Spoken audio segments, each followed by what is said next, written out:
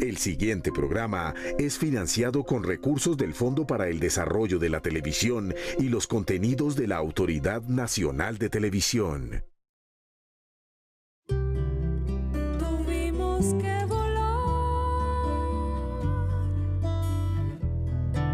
teníamos las alas rotas, la vida se quebró. ¿Quién cuenta nuestra historia de dolor? ¿Quién tejerá los puentes hoy? Tuvimos que emigrar, nacer de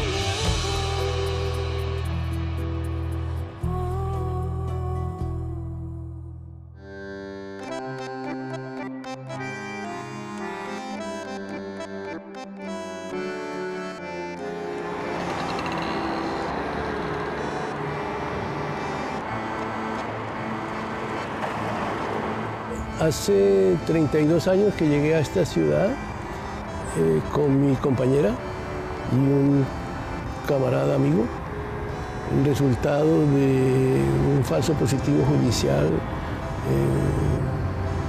creado y desarrollado por las Fuerzas Armadas en cabeza de Landazábal y Díaz San Miguel, con la connivencia del entonces procurador Jiménez Gómez.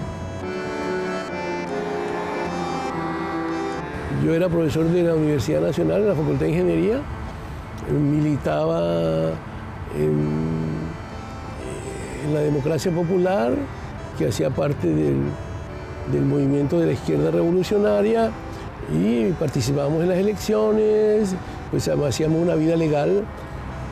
La familia mía pues considera que fuimos de los primeros falsos positivos judiciales que se han montado en ese país. Después hemos visto centenares de casos, y el de nosotros, en donde aparecen torturados, torturados confesos, todos sin autorización del juez, y sin embargo aún hoy continúan desde todos los años a recordarle a la población que los supuestos terroristas, asesinos de Gloria Lara, se pasean en París libremente y en toda impunidad, cuando la impunidad es que capturaron a los culpables y después los liberaron para poder seguir manteniendo la acusación contra nosotros.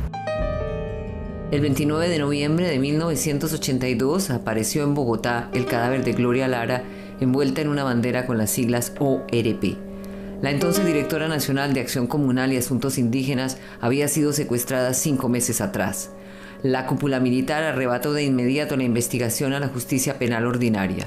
Solo un mes después, y sin que el juez hubiera encontrado méritos para llamarlos a juicio ni haber hallado pruebas que los sindicasen, los militares declararon culpables a una veintena de activistas políticos de izquierda que actuaban dentro de los cauces legales.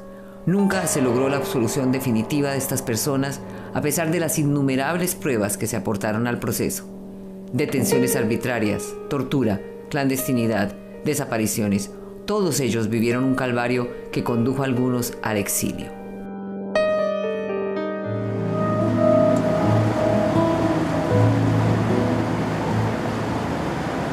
Llegar a Europa, lo primero es que llegamos fue al aeropuerto de Milán, y amigos sindicalistas y comunistas italianos son los que nos reciben y nos acogen como lo que éramos, luchadores por la democracia, por la igualdad, por la justicia.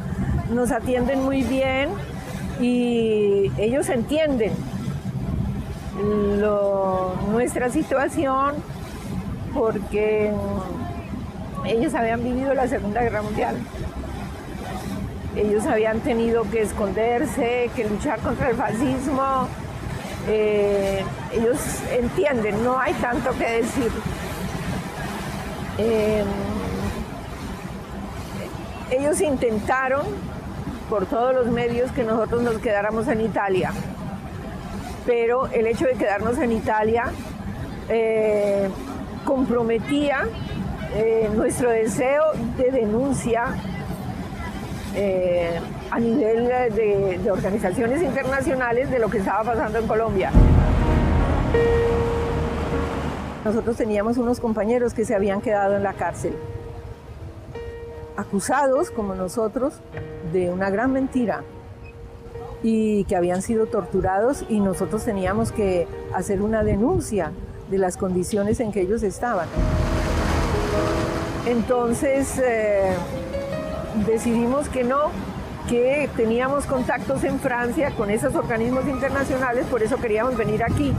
Y pocos meses después vinimos a Francia.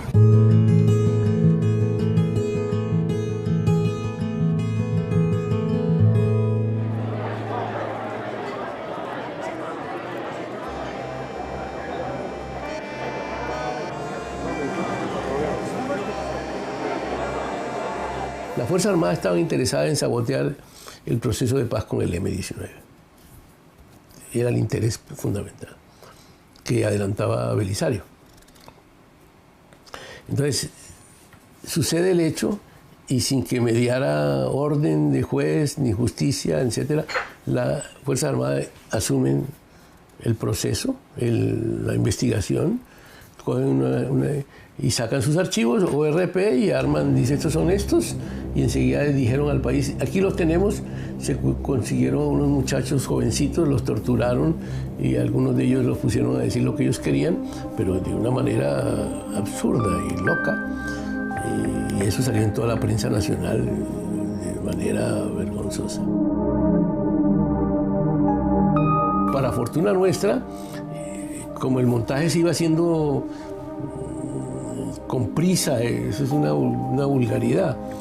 Entonces hay gente que ponen a conducir carros de gente que no sabe manejar, ponen a transportar armas en un coche que no puede, que está en Cincelejo varado hace 10 años.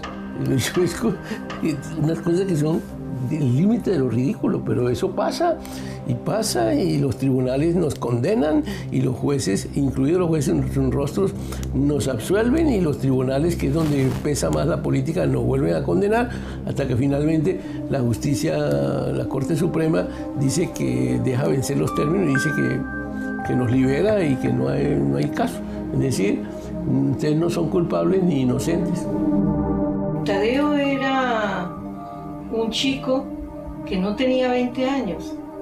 Era un estudiante, un hijo de una familia del pueblo, de un sector muy popular del 20 de julio.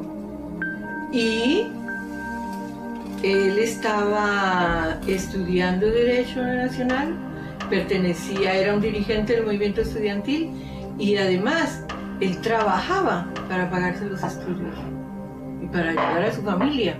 Cuando él sale un viernes por la mañana corriendo para ir a su trabajo, una camioneta del ejército banalizada lo secuestra. Él intenta y resiste no entrar al carro, pero hay testigos que dicen cómo lo golpearon y lo forzaron a entrar en ese carro.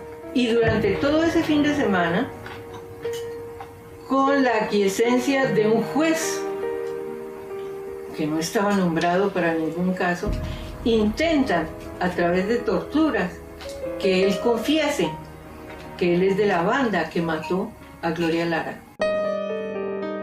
Y a partir de ahí es una batalla mediática, es una campaña mediática sin nombre. Que unos jueces de Medellín, los jueces de investigación de Medellín dijeron que eso era una pesadilla, que eso nunca visto en ninguna parte. El ejército sacando acusados y toda la prensa en directo. Eso era en la televisión.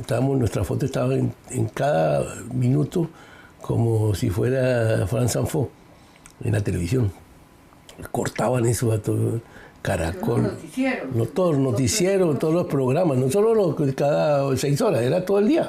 El escándalo era tal que algunos periodistas decían, no, esto no es posible. Algunos periodistas, como Osuna, sacaron esta caricatura en El Espectador en la que aparece Díaz San Miguel con una foto de la víctima, Gloria Lara, mostrándosela a Juan Tadeo Espitia, que yacía en el suelo y que había sido mostrado, torturado, vejado en la televisión, y le pregunta Díaz a Miguel, ¿a quién se parece esta foto? ¿A qué se le parece esto? Y Tadeo, en medio de su angustia y su tortura, dice, apenas a mí. Es decir, que la violencia y los vejámenes contra Gloria Lara eran similares a los que el ejército había perpetrado contra Juan Tadeo Espitia. Y lo peor de todo es que se encontraron los videos preparatorios de lo que se publicó en la televisión, las correcciones, el montaje de las confesiones, varias filmados, no, ese no, corrija aquí, así, otro.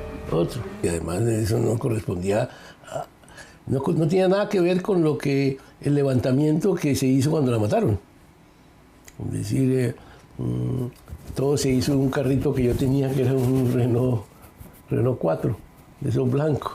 Y resulta que el carro que habían secuestrado a la señora era azul. Pero eso no importa.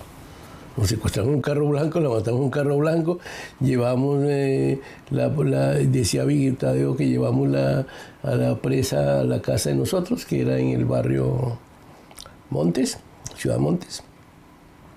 Y la prensa decía que claro, que era una cárcel, porque las ventanas estaban llenas de rejas. Cuando en Bogotá todas las casas tienen rejas.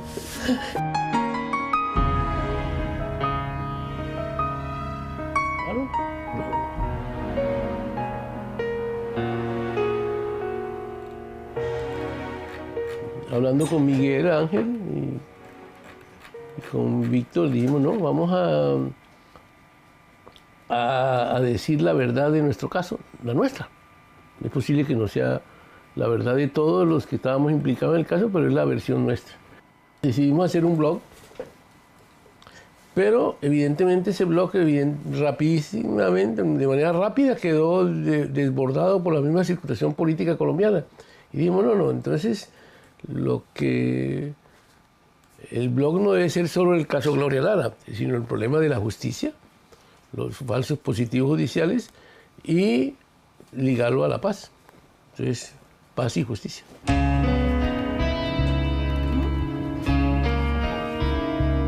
Por ahí también llegamos al exilio, a una ventana al exilio. Es decir, ¿cuál es la verdad del exilio? ¿Por qué se está aquí?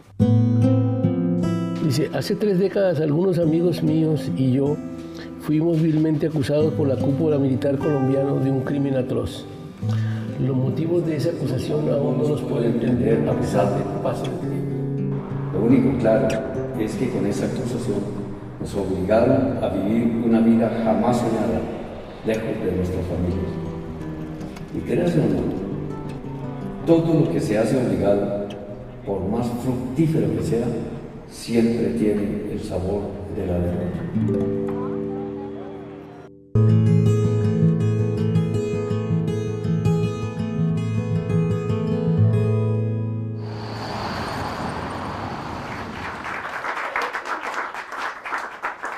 En el caso nuestro, en el caso particular de lo que me mandó al exilio, sí, éramos 17 o 18 compañeros que estábamos directamente y que nos tocó salir afuera del país. Pero de esos 17, eso fue hace 30 años, hay por lo menos 200 personas afuera, por ese caso, porque el hermano, el papá, el hijo, la hermana, el marido, la esposa, y esa es la construcción del exilio. No es el compañero solo, sino es la construcción familiar. Aquí yo veo caras conocidas donde vinieron por su compañero, por su compañera, y están aquí hace muchos años. Y hacen parte del exilio colombiano. Nosotros no podemos seguir aceptando como refugiados, como exiliados, el ostracismo al que las élites nos han querido colocar. Es ahí donde está la batalla. Es ahí donde la derrota inicial del exilio se puede convertir en un éxito. Es que se reconozca el exilio político que ese país ha producido durante tantos y tantos años. Yo creo que esto del exilio le da al debate sobre el problema de las víctimas, le da una connotación política seria. alguien tiene que responder por 70 años de violencia. Y eso no son solo Marulanda y el Mono Jojoy. Porque en el 1964, cuando yo tenía 18 años, ese país ya estaba en guerra.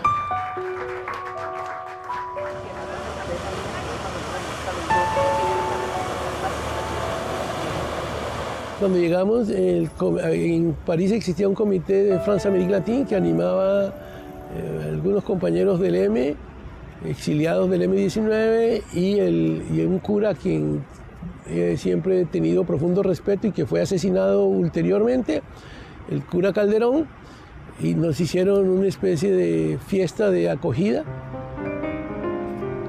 Es decir, que en cierta forma borraba todo el sufrimiento y la angustia de 8 o 10 meses de persecución, de tortura, de tristeza, de sufrimiento, y aparecíamos. Claro que estaba la sombra de que no teníamos los hijos, pero eso llenaba un poco ese vacío que teníamos y esa tristeza que nos acompañaba. Yo venía de haber trabajado durante casi 3 años por cuenta de la UNICEF en bienestar familiar, organizando centros para los niños de los sectores populares colombianos, tanto en las distintas ciudades como en el campo. Luego, pues hacer una vida aquí no es fácil. Sobre todo, yo llegaba con 40 años, que no es una edad, no es 20, no son 20, cuando uno tiene 20 años distinto cuando tiene 40. A los 40 años somos hombres hechos, con carreras profesionales definidas, y aquí pues siempre hago lo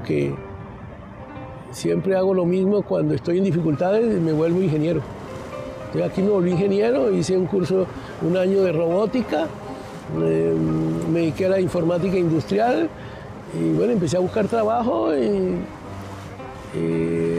con dificultades porque por la edad en la informática hay que tener 20 años. Y enseguida hice un viraje que me resultó provechoso. Yo era economista, yo estudié economía en París y entonces me volví profesor de español comercial, negociación comercial en español, y de allí pues logré dar el paso a integrarme 10 años después a la vida académica universitaria como profesor de informática. Es decir, a pesar de todo, como hicimos aquí el rebusque, no me fue tan mal, digamos, con el rebusque. Cuando uno llega a un nuevo país, uno recorre un abanico de profesiones que jamás imaginó y que no tienen nada que ver con su formación académica, llamemos. Yo cuidé niños a cambio de dinero por un salario cuando los míos estaban solos en casa. Limpié oficinas, hice estadísticas, conté chulitos en cuestionarios, trabajé en servicios administrativos los más rutinarios en escuelas, en universidades, pero también tuve la ocasión de probar de ser psicóloga.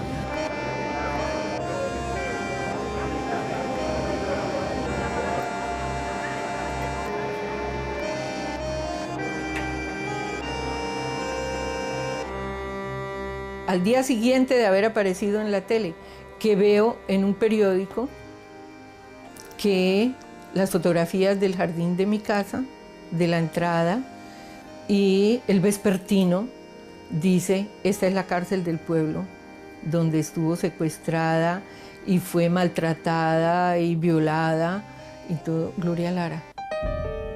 Yo creí que me moría.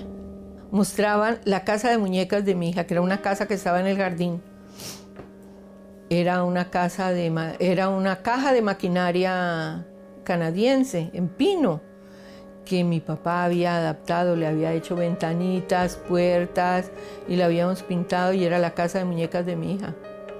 Y entonces decían los periodistas que esa era la cárcel del pueblo donde había estado Gloria Lara. El único sentimiento que puede compararse a lo que yo sentí es una violación. Es decir, las cosas más íntimas, más queridas, porque era algo que había hecho mi padre, era de mi hija, estaba en el interior de mi casa, en el jardín, y ellos decían que eso había servido para cometer actos atroces, innombrables, inmorales, que yo repudiaba y repudio hoy mismo. Y ellos decían que sí, que eso se había hecho ahí. A partir de ahí fue que yo supe que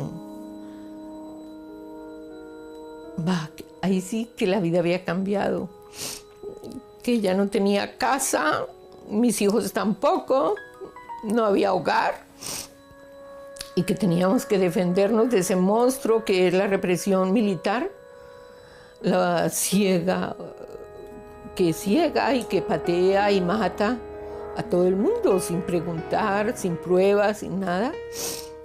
Y es ahí cuando yo pienso que hay que empezar a pensar en cómo protegerme y proteger a los míos, ¿no? Cuando abrí la prensa encontré la foto mía en primera página del Tiempo. Una foto con unas gafas oscuras que me había tomado yo para el pasaporte en París, cuando yo he estudiado aquí en París antes. Y este es el autor intelectual y describían quién era yo. Es decir, profesor de la Universidad Nacional, estudiado en París, etcétera, etcétera. Yo configuraba lo que para la brigada podría ser un autor intelectual. Él inmediatamente me dijo, tienes que cuidarte, yo tengo que irme. Esto es una acusación, son los militares, esto es algo muy grande. Y desarmar esta acusación es una cosa un poco pesada, larga. Entonces, bueno, cuídate. Y él se fue hacia la clandestinidad, llamemos así, a esconderse de que lo fueran a coger. Todas las amigas, las compañeras me dicen, ¿tú qué vas a hacer? Y entonces yo dije, pues realmente no lo he pensado, porque es un crimen que no tiene nada que ver conmigo. Es horrendo, eso me trastorna, me parecía, es absolutamente condenable. Y discutimos sobre eso, es un crimen horrible. No puede ser que en el país pasen cosas así, pero eso no tenía nada que ver conmigo, ni con mi vida, ni con mi familia. Yo fui donde mi mamá y esa noche yo dormí allá y dejé los niños. Cuando yo llegué, mamá se sorprendió. ¿Qué te pasa? Y yo dije, no, que hay problemas y yo te voy a dejar los niños, pero yo me tengo que ir unos días. Entonces me dijo, no importa, pero cuídate mucho. Entonces ella, muy solidaria, ella cogió los niños, me dejó ahí y dormir ahí, y al otro día me dijo, cuídate mucho. Antes de ir a la casa, yo quise decirle a la niñera que por favor me preparara una maleta con la otra ropa de los niños. Y yo llamé por teléfono a las 8 de la mañana a mi casa y me contesta una voz de hombre. ¿Aló? Entonces yo digo, por favor, páseme a... Y era esta. Entonces me dice, no está. Le digo, ¿usted quién es? Me dice, ¿quién llama?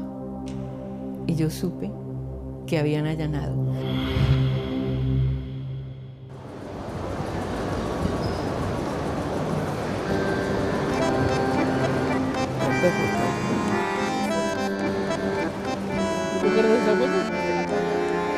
Una señora.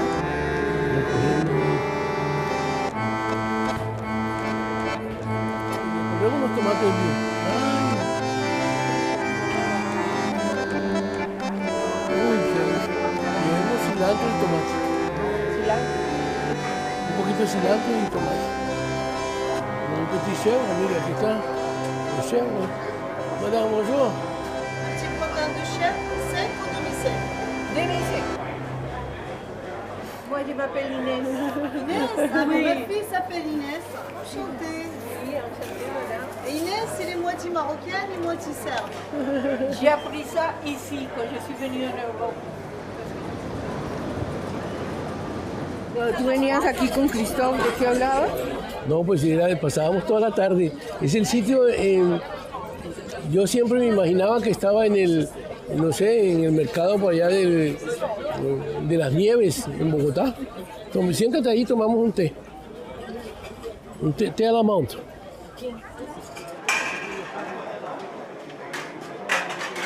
Pero yo no me demoro después, yo vengo pronto. Se acababa a las 8, ya hasta las 9 o... Vous avez le droit de tchà la montre quand même. Merci. Ne vous inquiétez pas, n'ayez pas peur. Sí, On ne va pas l'exploser. Ah, eso. Et le vent. Che, Rodrigo, ¿cómo estás? Bueno, y lo que sí te dije, te lo escribí, es el sonido para el día ese, ¿no?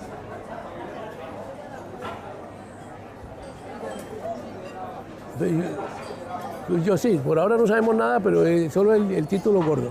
Bueno, yo te tengo informado. Ok, un abrazo. Ok, chao.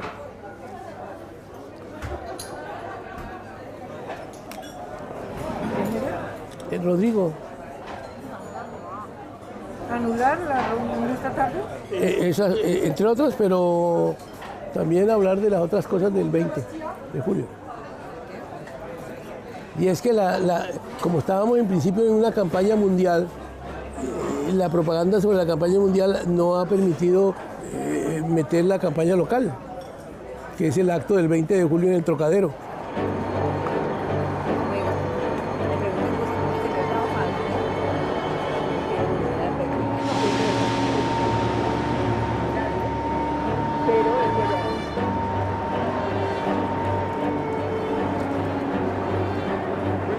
Ay, mi negro, ¿cómo estás?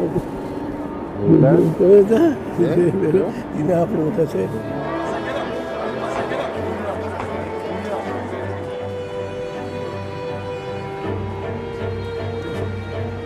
Bueno, yo me acuerdo de la avenida Europa, vino a buscarnos la tía y nos trajo a los tres hermanos, mi hermana de 9 años, yo de 6 y mi hermanito de 2. Y nos fuimos para Italia.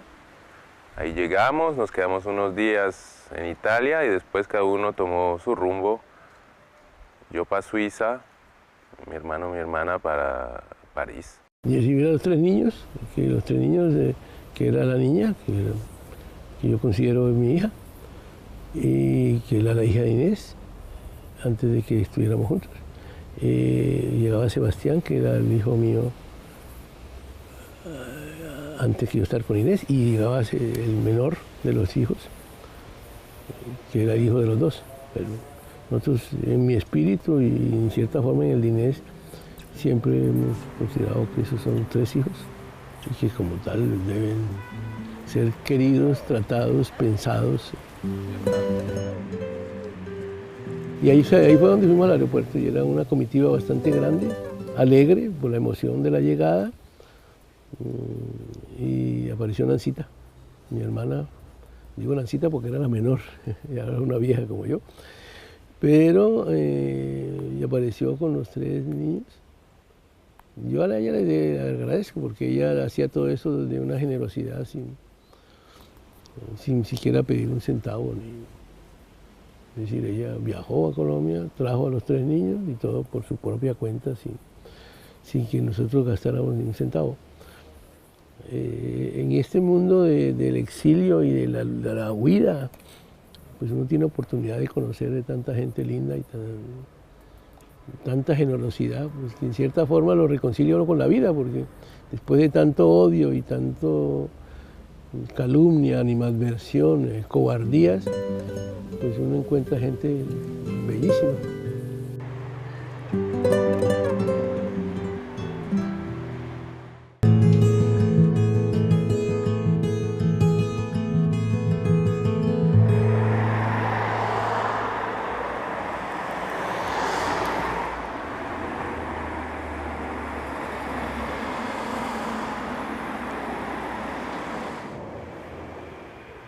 ¿Cuánto tiempo estuvieron acá? 8 meses. 8 meses. En mayo nos fuimos. Y nuestro cuarto era este. ¿Qué número? ¿El 22? No, ese. Ah, ¿o este? Ese. Uno de estos dos. Este no. ¿Sí? Yo sé porque entrábamos así y el lavamanos era aquí. Por eso no sería este. Aquí vivían unos amigos chilenos y más allá unos dominicanos. Aquí vivían unos chilenos muy queridos con los cuales tenemos todavía relación, que ellos tenían 2 niños. Y aquí era la cabina. Ahí era la cabina telefónica, donde la gente hacía las llamadas hasta el otro lado de la Tierra, al otro lado del planeta, para tener noticias de su familia. Sí, entonces uno se escondía ahí para llorar, hablar, preguntar. Entonces era un ambiente muy afectuoso, muy solidario. Muchísimas actividades se proponían, porque cada uno quería hacer conocer su país, no su caso. De su caso no se hablaba nunca nadie. Nunca nadie. Y eran antes y hoy pues habitaciones donde uno tenía toda la privacidad. Ellos te entregaban la llave y... Ah, no puedo creer. Hay que correr las cortinas.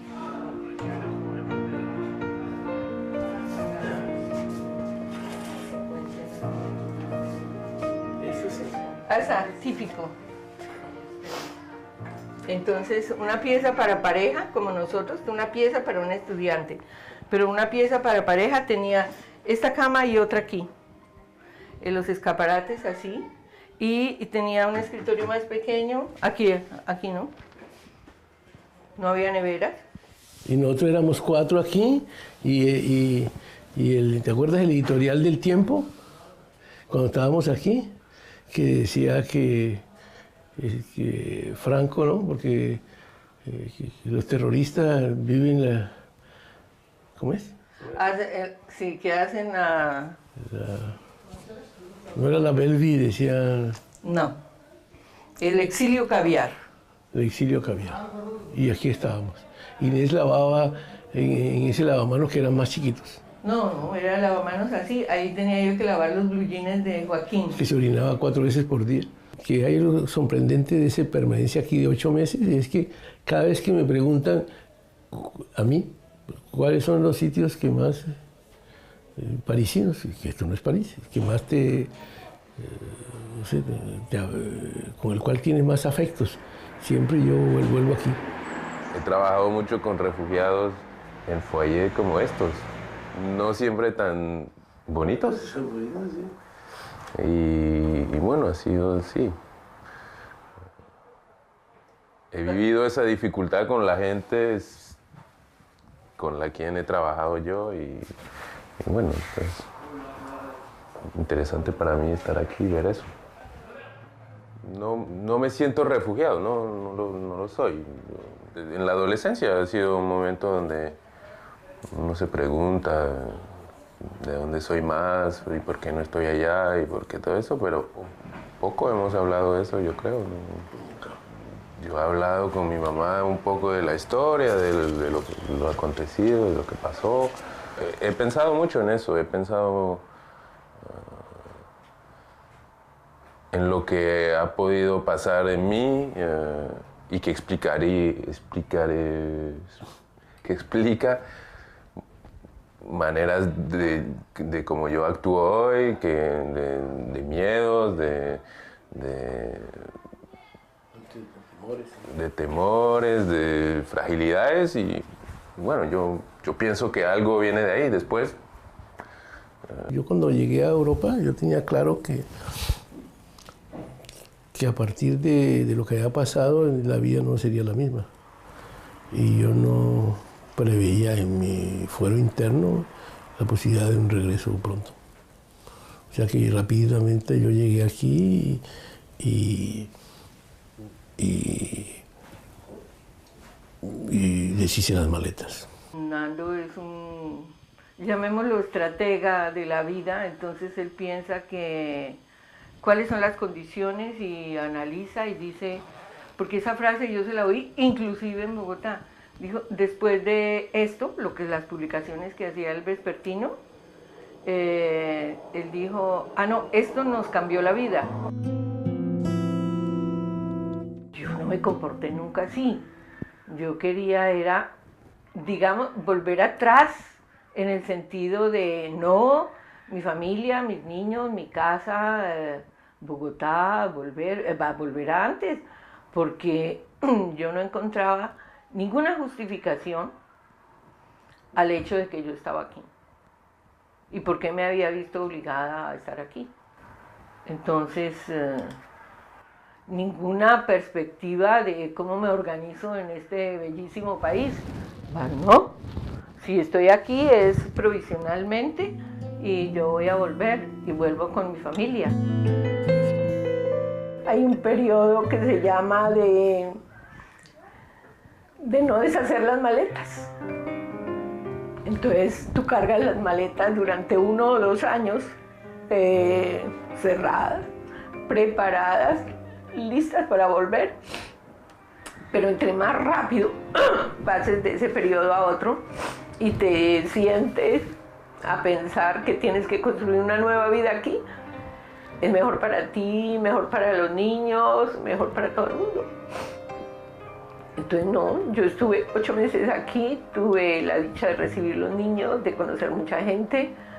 Después, con ayuda de amigos, conseguimos un apartamento donde nos fuimos a vivir. Nando terminó sus estudios y consiguió un trabajo. Pero en ese apartamento nosotros teníamos nada en los armarios, nada en el closet. Las 2 grandes maletas, la de los niños y la de nosotros, tronaban ahí a la entrada y si sacaba una camiseta yo la lavaba y la volvía a meter porque no sabemos cuándo nos vamos. Y como fue tan improvisado, digamos, tan intempestivo, como nos vinimos, yo dije, pues igual nos vamos a devolver. Un día todo se aclara, aparece en la prensa la verdad, aparecen los verdaderos culpables, se va a saber todo y la maleta está lista. ¿A qué quiero volver? A los olores. Tengo unos recuerdos de los olores de Barranquilla que yo relaciono al olor del mar Caribe, que yo creo que es más que eso, porque cuando estuve en Venezuela yo buscaba el Caribe que yo considero mío y eso no lo encontré en Venezuela. En Venezuela me parecía que era unos cachacos al borde del mar, ¿no? Es decir, no era Barranquilla. Entonces esa deuda tengo conmigo mismo y la he de saldar algún día con mis hijos, con mis nietos seguro. Ir allá a sentir el olor y el rumor del Caribe, pero el Caribe que yo viví de infancia. Nosotros llevamos más de 20 años, más de 30 años aquí. Se me hace que la vida en Colombia era la infancia, la adolescencia, era otra vida. Pero forma parte de la mía, claro, y forma parte de mi historia, pero no tengo ninguna añoranza. Todavía sí tengo un tipo de nostalgia, pero es muy equilibrada. Digamos que yo puedo vivir en los 2 sitios, creo, y nunca he finalmente decidido no ir o no volver. Sigo a los casi 40 años con la idea de quizás vivir es un país que quisimos irnos y tenemos ese sentimiento. Nosotros no decidimos irnos de ahí y somos de ahí. Entonces, bueno, hay siempre algo que te atrae.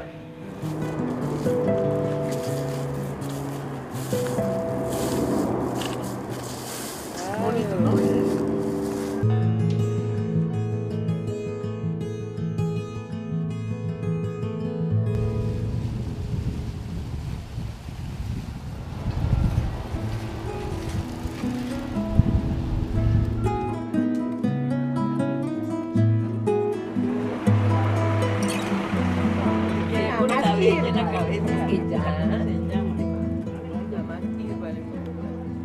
Pero parece que es muy bueno, que estás con yo, ¿te acuerdas?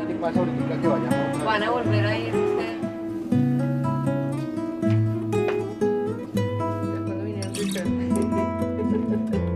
A mí Estrasburgo siempre me parece Cúcuta, ¿sabes?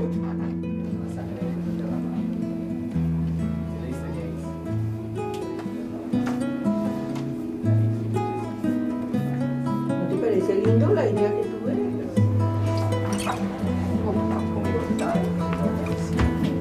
No, es un poco eso. ¿Qué diferente, ¿Y qué bueno?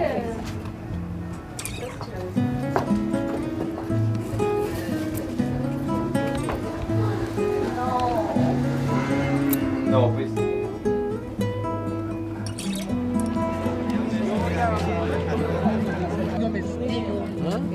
Una realidad Bueno, mi participación, digo. acomodaticia y falaz.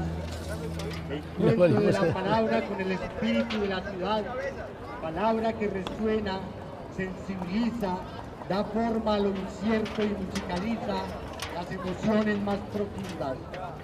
La poesía pertenece a la fibra de la ciudad. Vida en un avión, dediqué con mis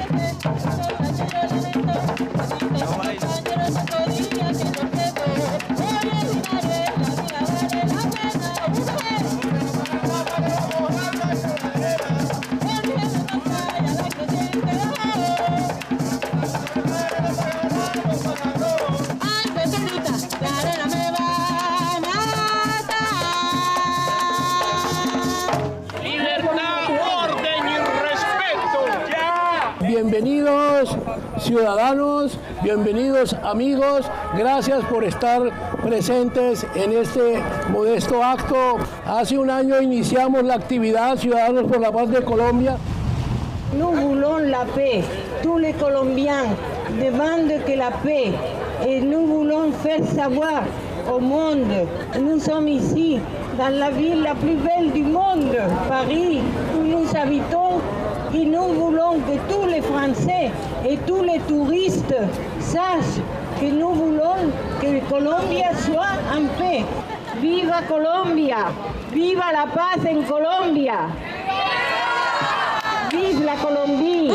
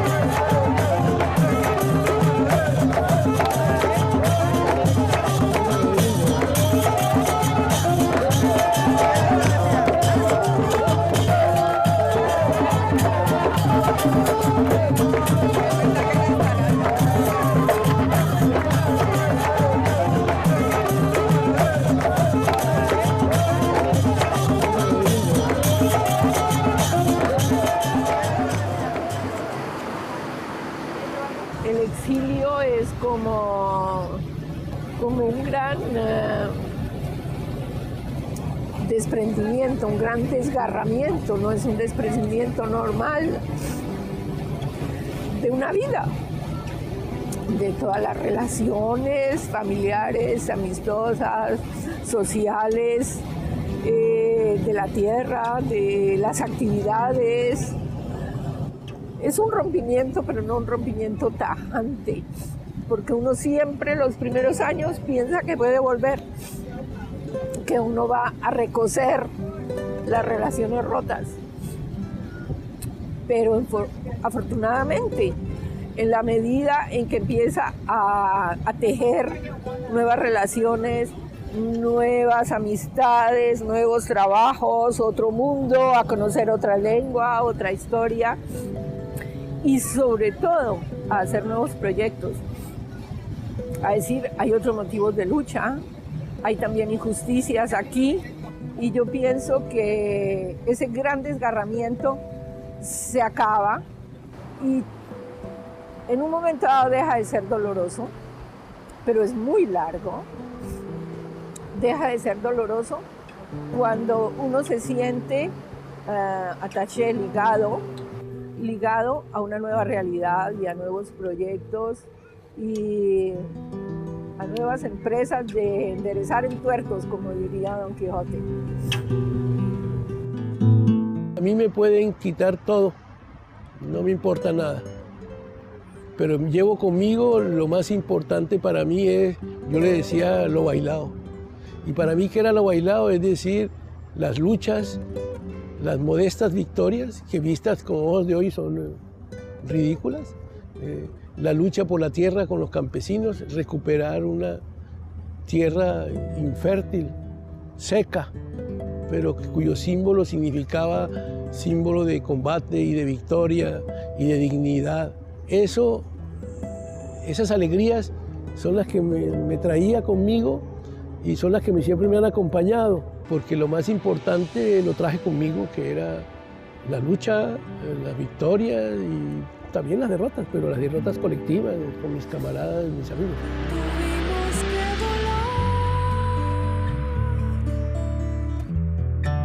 Teníamos las alas rotas, la vida se quebró.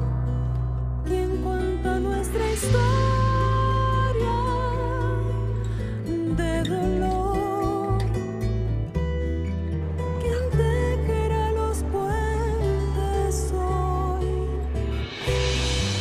Tuvimos que emigrar, nacer de nuevo.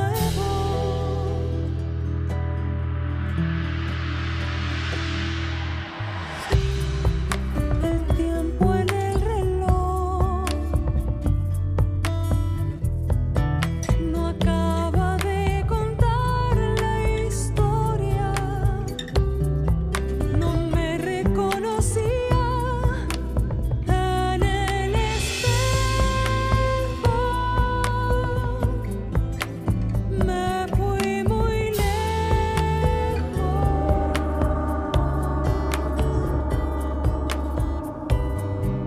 Tuvimos que emigrar, nacer de